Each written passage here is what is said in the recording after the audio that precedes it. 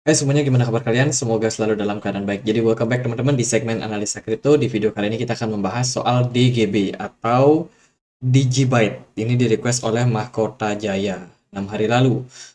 Ya, kita akan bahas ya. Hari ini Digibyte diperdagangkan di kisaran harga Rp106. Market masih slowing down setelah dibantai kemarin. Market kripto Bitcoin itu drop ya, teman-teman. Jadi Digibyte salah satu altcoin juga terdampak. Digibyte ini apa sih? Ini adalah sebuah blockchain. Jadi dia punya blockchain sendiri ya teman-teman. Sumber terbuka dan juga platform pembuatan aset. Pengembangan dimulai dari 2013. Dan block genesis dari token DJB yang ditambang pada tahun 2014 Januari. Teman-teman, sebagai suatu fork dari Bitcoin. Jadi ini forknya Bitcoin, pecahannya dari Bitcoin.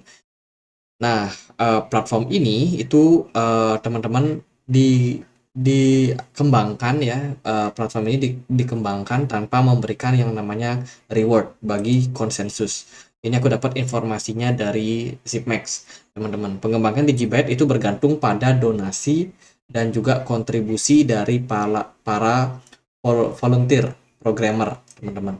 Jadi ya bisa dibilang ini adalah sebuah partisipasi tanpa imbalan. Ya, selain itu tidak ada mekanisme reward atau imbalan seperti persentase tertentu pada block reward. Untuk pengembangan proyek ini, ICO dan juga bentuk pembayaran apapun untuk kontributor proyek. Bayangin teman-teman kerja, tapi teman-teman nggak dibayar. Gitu ya. Jadi ya itu sebuah sesuatu yang mungkin negatif lah istilahnya untuk kontributor, teman-teman. Hal ini menjadikan adanya potensi risiko bahwa Digibyte akan kurang berkembang karena tidak ada lagi teknisi yang bersedia berkontribusi dalam proyek ini. Ya ini jelas teman-teman, yang namanya sebuah proyek, mereka di-develop oleh orang, ya orang butuh makan, teman-teman. Jangan kan untuk makan, untuk mereka melakukan kegiatan teknisi, itu kan keluar biaya listrik dan sebagainya. Jadi make sense dong kalau seseorang bekerja itu mengharapkan yang namanya imbalan juga ya teman-teman. Jadi kalau dia tidak dapat imbalan ya ngapain? Ya kan buang-buang waktu. Adanya potensi eksploitasi. Ini beberapa risiko yang bisa teman-teman perhatikan terhadap proyek ini. Ada serangan yang begitu besar karena tidak ada seorang pun yang memantau di jaringan Digibyte setiap hari. Jadi karena dia kontributornya tidak diberikan reward, otomatis meningkatkan peluang bahwa orang mungkin mengerjakan proyek ini ya sebentar-sebentar atau mungkin tidak bisa selalu memantau proyeknya. Dan kalau kalau nanti ada serangan hacker, biasanya itu akan menyebabkan ya lolos aja teman-teman.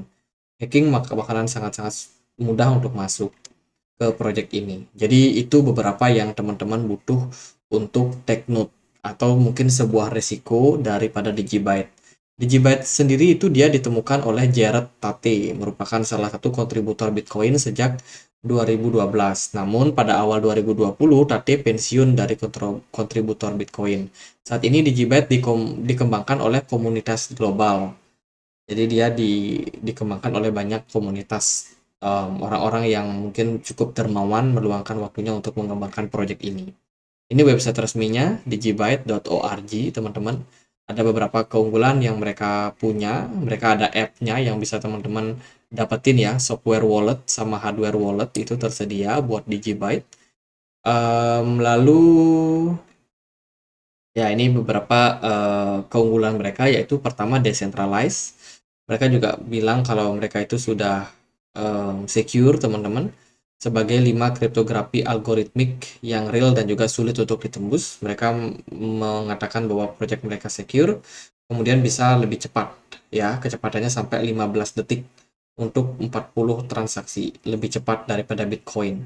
Jadi kecepatannya sekitar 15 detik ya untuk setiap transaksi. Jadi gitu buat Digibyte. Lalu di Twitter mereka juga masih cukup aktif dari kontributornya, aktif nge-tweet ya teman-teman. Mereka selalu memberikan janji, komitmen, desentralisasi. Kemudian ya Digibyte itu DNA-nya kontributornya itu memang dari proyek-proyek Bitcoin dan lain sebagainya. Tapi menurut saya perlu adanya sebuah upgrade yang mereka lakukan, pemberitahuan sebuah upgrade apa proyek yang mereka kerjakan untuk saat ini. Sementara sih proyeknya masih jalan dan memang masih bisa diperdagangkan di banyak exchange seperti contohnya Binance, KuCoin, Bitfinex, Bittrex, dan lain-lain.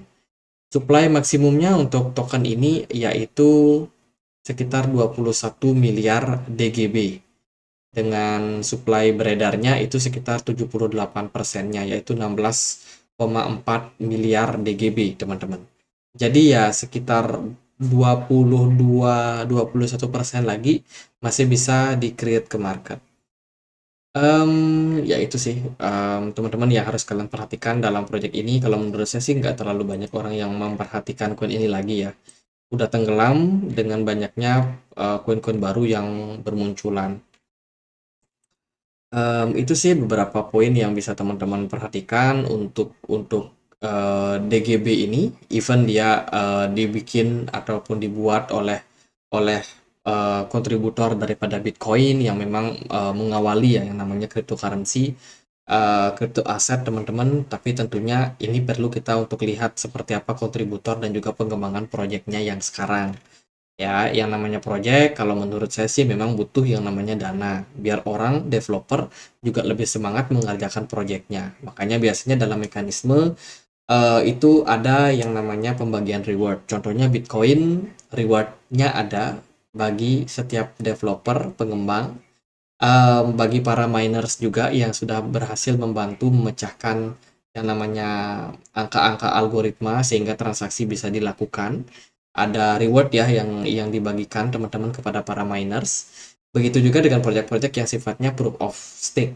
Orang-orang yang punya dana berapa, mereka bisa staking aset mereka sebagai jaminan untuk validasi transaksi, kemudian mereka akan mendapatkan reward kalau berhasil memecahkan algoritma yang rumit tersebut, teman-teman. Jadi itu mekanisme yang menurut saya memang hal yang wajar karena yang namanya orang butuh makan, butuh duit teman-teman untuk operasional proyeknya, untuk menghidupi dirinya dan supaya dia tetap bisa bekerja ya.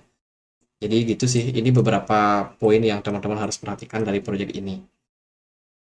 Gitu teman-teman, jadi silakan teman-teman untuk pikirkan kembali apakah menurut kalian menarik proyek yang memang tidak memberikan reward kepada kontributornya. Berarti orang diminta bekerja seikhlasnya, teman-teman.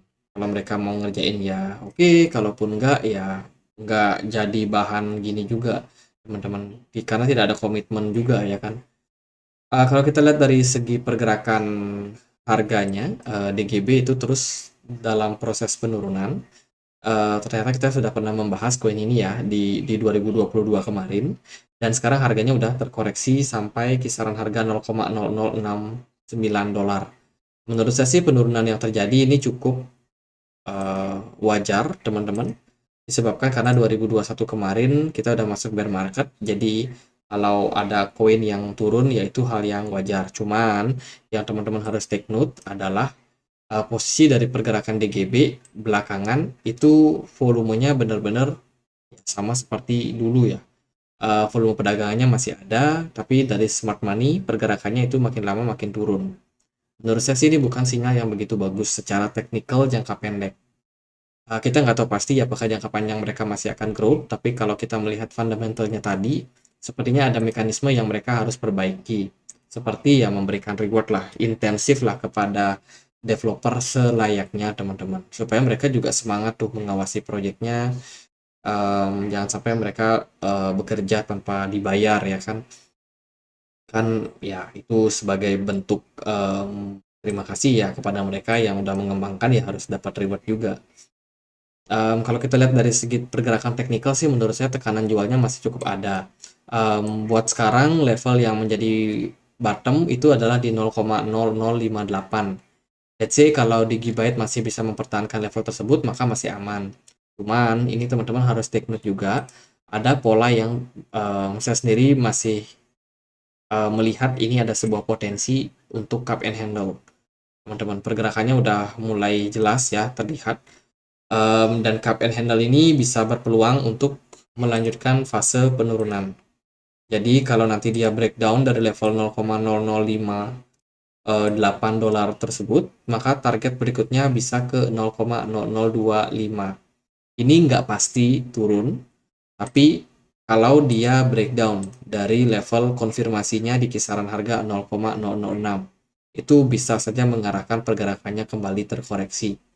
Tapi sebelum dia berhasil breakdown, kita ada baiknya untuk melihat dulu kemana arah daripada Digibyte.